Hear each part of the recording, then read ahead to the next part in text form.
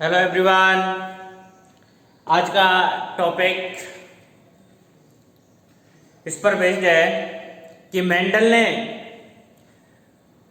जिन experiment को करने में अपना सर्वोच्च न्यौछावर कर दिया था, उन एक्सपेरिमेंट का इफेक्ट उनके जीवन काल में नहीं मिला।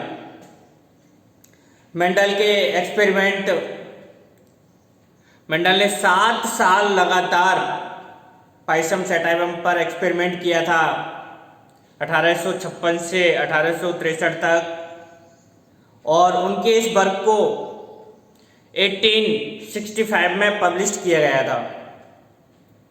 बट इनके वर्क को कोई भी महत्व नहीं दिया गया था। तो सवाल यह है कि इनके वर्क को कम महत्व दिया गया था। ये तो आप लोग जानते ही हैं कि 19वीं शताब्दी में 3 अलग अलग देशों के 3 साइंटिस्ट ने एक्सपेरिमेंट किया था, रीडिस्कवरी की थी और सेम रिजल्ट ऑब्टेंड किए थे। तब इनके नियम के बारे में पता चला, लोगों को ये पता चला कि जो काम हम आज कर रहे हैं उसको तो मेंडल साहब 1865 में कर चुके हैं।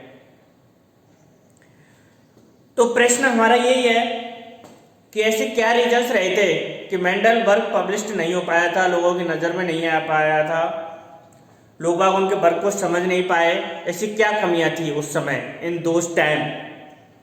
तो क्वेश्चन हमारा यही हो सकता है कि भाई Mendel work remained unknown until 1900 AD, यानी 1900 AD में तो 3 साइंटिस्ट ने इनके वर्क को पॉपुलर बना दिया, रीडिस्कवरी। मेंडल का ये दुर्भाग्य था कि उनके जीवन काल में उनके द्वारा किए गए काम का श्रेय उनके रहते हुए उन्हें नहीं मिला।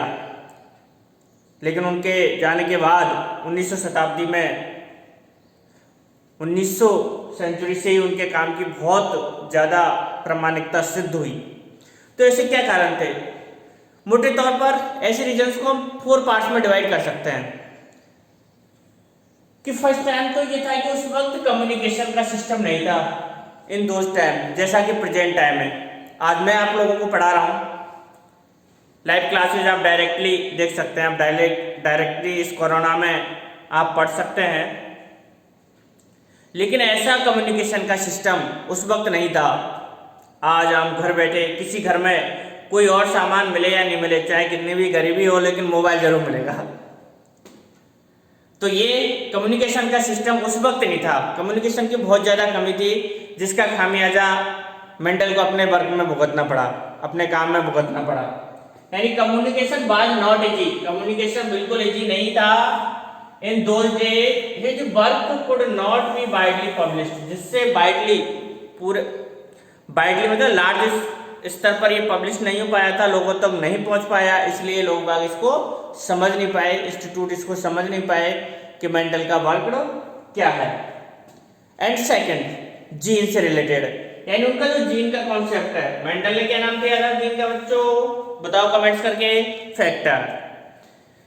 मेंडल ने जीन का जो कॉन्सेप्ट दिया था, उन्होंने बताया था कि जीन, जिसको उन्होंने फैक्टर नाम दिया था, कि ये स्टेबल और डिस्क्रीट यूनिट है। एक स्टेबल है और डिस्क्रीट यूनिट। डिस्क्रीट यूनिट का मीन्स है कि नॉट ब्लीडिंग, इनमें किसी प्रकार का कोई मिश्रण नहीं होता है। किसी भी कैरेक्टर के लिए जो एलिमेंट्स रहते हैं वो गैमीट फॉर्मेशन के दौरान सेपरेट हो जाते हैं, अलग अलग हो जाते हैं। तो इनके द्वारा दिया गया जीन का स्टेबल एंड डिस्क्रीट कॉन्सेप्ट इनके टाइम के साइंटिस्ट को समझ में ही नहीं आया। दैट कंट्रोल, जो कि जीन के जरिए लक्षण को यानी ट्रेट को कंट्रोल करते हैं। Control the expression of trait of the pair of elements which did not blend with each other, was not accepted by his contemporaries as an explanation for the apparently continuous variation seen in nature। यानी इनके समय के जो scientist थे, यानी contemporary साथी जिनको हम कह सकते हैं, उनके ये बात समझ में नहीं आई थी। मेंडल ने जिस एक्सप्लेन करके बताया था कि जो फैक्टर होते हैं वो स्टेबल होते हैं, डिस्क्रीट होते हैं, उनमें किसी प्रकार की कोई ब्लेंडिंग नहीं होती है, किसी प्रकार की कोई मिक्सचर नहीं होती है।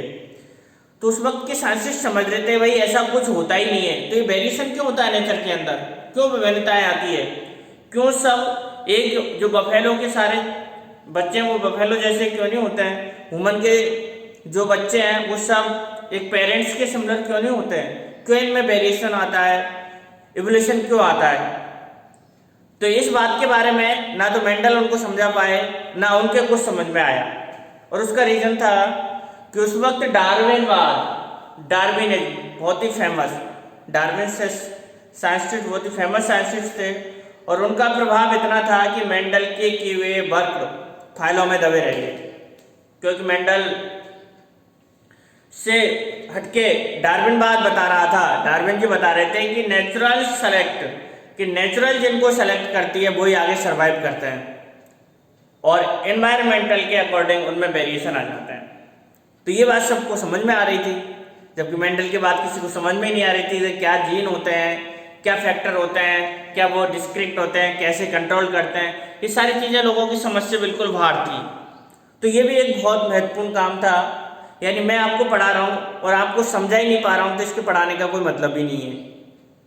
हो सके इसमें दोष मेरा ना हो, टेक्नोलॉजी का दोष हो, प्रॉपर कम्युनिकेशन आप तक पहुँचे नहीं, नेटवर्क की कमी हो, तो ये दोष किसी भी सिस्टम का हो सकता है। तो ये सेकंड जो वाइड रीजन था कि मेंडल का एक्सप्लेन किया हुआ जीन और डिस्क्रीट यूनिट का के बारे में उनके जो समकालीन कंटेम्प्रेरी साइंटिस्ट थे वो इस चीज़ को समझ नहीं सके थे, और मेंडल उनको इसका प्रॉपर रीजन नहीं दे सके थे कि नेचुरल में जो वेरिएशंस आते हैं उनका रीजन क्या होता है। थर्ड कारण, बच्चों बायोलॉजिस्ट का मैथ्स से क्या काम। जनरली हम देखते हैं कि जिस बच्चे को मैथ्स समझ में नहीं आती है वो बायो लेता है 11th क्लास में, लेकिन मेंडल ने तो टोटली उनके एक्सपेरिमेंट में मैथमेटिकल कैलकुलेशन कर दी। अब कैसे समझ में आए बायोलॉजिस्ट को, तो ये भी एक मेन कारण था। इसमें मेंडल की तो कोई कमी नहीं थी, कमी तो सामने समझने वालों की थी। तो ये थर्ड भी एक मेन रीजन था कि मेंडल के जो एक्सपेरिमेंट थे वो मैथमेटिकली कैलकुलेशन पर बेस्ड थे। Mendel used mathematics to explain biological phenomena, यानी उन्होंने बायोलॉजिकल फिनोमेना को एक्सप्लेन करने के लिए मैथमेटिक्स का यूज किया था, जो कि एक तो नया था और unacceptable to many of the biologist. एक तो नया था कि भाई बायोलॉजी में आप मैथ का यूज करें, इतने लंबे चौड़े आंकड़े उन्होंने बना दिए, क्योंकि उनके जो रिजल्ट्स थे वो लार्ज डेटाज पर बेस्ड थे, तो इसलिए उनको मैथमेटिकल कैलकुलेशन करना बहुत ज़रूरी था अगर रिजल्ट ऑब्टेन करना है। तो ये भी एक मेन रीजन था। फाइनली उन्होंने discrete unit, unstable unit, factor के बारे में जो बताया था उसका कोई प्रूफ नहीं दे सके मेंडल साइंटिस्टों को विद प्रूफ करके ये नहीं समझा सके कि भाई ये जो फैक्टर है वो किस प्रकार से करैक्टर्स को कंट्रोल करते हैं। तो ये फाइनल रीजन ये भी था। Mendel worked suggested that factor, जिसको उन्होंने डिस्क्रीट यूनिट के रूप में यूज किया था, इट कुड नॉट प्रोवाइड, वो प्रोवाइड नहीं करवा सके किसी प्रकार का ना तो कोई physical proof for the existence of factor के एक्सिस्टेंस के लिए कि भाई फैक्टर होता कैसा, भाई दिखाओ मुझे, तो है ना, अगर आप लोगों ने बनाना खाया तो मुझे भाई पिक्चर दिखाओ कि मैंने बनाना खाया है।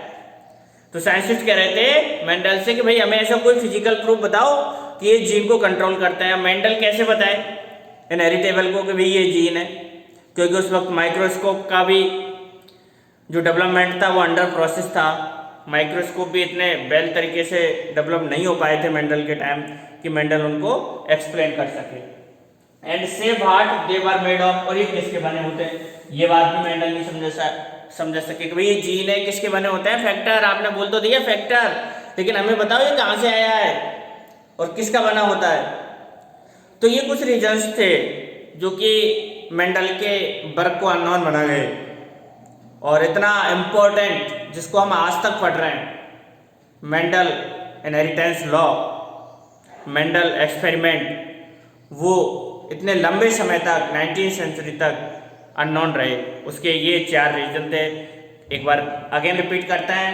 फर्स्ट, नॉट प्रॉपर कम्युनिकेशन का नहीं होना, यानी communication was not easy. Second, genes का स्टेबल एंड डिस्क्रीट यूनिट के रूप में पाया जाना।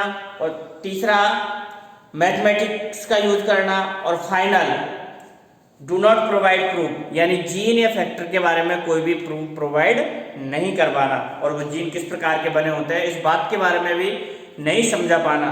ये सब कारण रहे थे मेंडल के वर्क के अननोन रहने के।